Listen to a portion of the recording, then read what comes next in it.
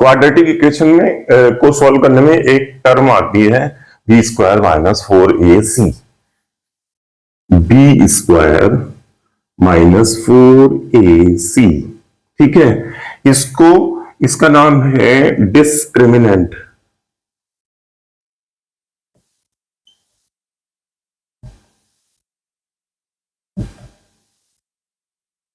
और हिंदी में इसको बोलते हैं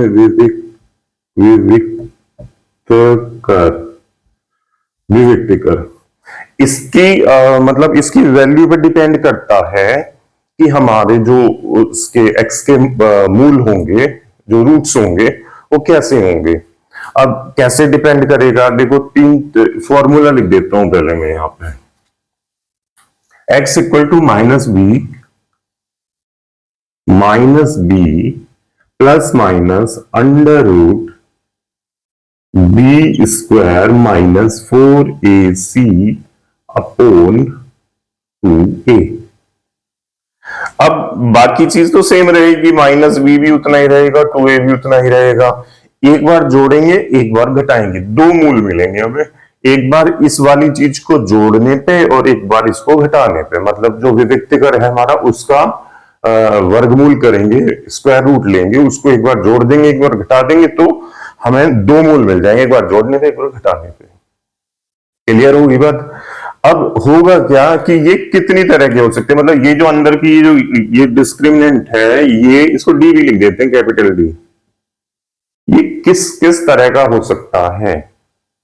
तीन कंडीशन होती है, या तो जीरो होगा, या जीरो से छोटा होगा, या जीरो से बड़ा होगा। ठीक, अब अगर बी स्क्वायर माइनस 4ac बड़ा है जीरो से, या बराबर नहीं है, बड़ा है जीरो से, ठीक है, मतलब तो इसकी कुछ वैल्यू आएगी पॉजिटिव, प्लस में आनी है वैल्यू। ठीक है, मान लो 25 आ गई, तो इस सारे की वैल्यू हो जाएगी 5। एक बार 5 को जोड़ देंगे, एक बार 5 को घटा देंगे, बाकी में से दो मूल निकलेंगे, रियल वैल्यू आएंगी। एक्स के जो रूट होंगे वो दोनों रियल होंगे, दो होंगे और दोनों रियल होंगे। इस कंडीशन में रूट कैसे होंगे, रियल होंगे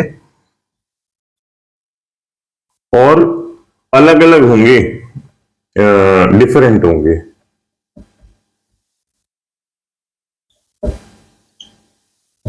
डिफरेंट होंगे क्योंकि एक बार कुछ जुड़ेगा, एक बार कुछ घटेगा। दूसरी कंडीशन क्या है, मान लेते हैं इसकी वैल्यू हो गई 0, B square minus 4ac equal to 0। तो ये वाली टर्म 0 हो जाएगी, मतलब ना ही तो कुछ माइनस बी अपॉन 2a में ना ही तो कुछ जुड़ेगा और ना ही कुछ घटेगा। मतलब वैल्यू होगी माइनस बी अपॉन 2a, उसे एक बार लिख लो या दो बार लिख लो, मतलब जो रूट्स होंगे सेम होंगे। ठीक है, रियल होंगे रूट्स, रियल होंगे और सेम होंगे, दोनों रूट सेम होंगे। बिल्कुल सेम क्यों होंगे, क्योंकि यहां पे तो 0 बन जाएगा, ना कुछ जुड़ना है ना कुछ घटना। जैसे एक बार कुछ जोड़ते हैं, एक बार घटाते हैं, तो ना कुछ जुड़ेगा ना कुछ घटेगा। अब आते हैं तीसरी कंडीशन पे, अगर B square minus 4ac negative है, मतलब 0 से छोटा है। अगर B square minus 4ac is less than 0 है, तो क्या होता है, मतलब माइनस की कोई संख्या, मान लो माइनस 25 है। ठीक, हमें इसका स्क्वायर रूट निकालना है। स्क्वायर रूट का मतलब है दो ऐसी संख्याएं सेम बिल्कुल, उनका गुणनफल ये आना चाहिए। जैसे मान लो मैं इसी संख्या को दोबारा लिख के दिखा रहा हूं, स्क्वायर रूट 25 करना है, तो इसको हम दो जोड़े बना देंगे, 5 गुणा 5। ठीक है, इसमें से एक आ जाएगा। क्लियर हो गया, दो एक जैसे होने चाहिए बिल्कुल। अब माइनस 25 है, इसको दो एक जैसे करेंगे, अगर -5 करेंगे तो +5 हो जाएंगे। एक -5 दूसरा +5 कर नहीं सकते, क्योंकि दोनों एक जैसे होने चाहिए, तभी उसमें से एक लेंगे हम। तो ऐसी कंडीशन में इसका स्क्वायर रूट नहीं निकाला जा सकता, मतलब हम ऐसी संख्याएं दो एक जैसी नहीं ढूंढ सकते जिनका गुणनफल माइनस में आए।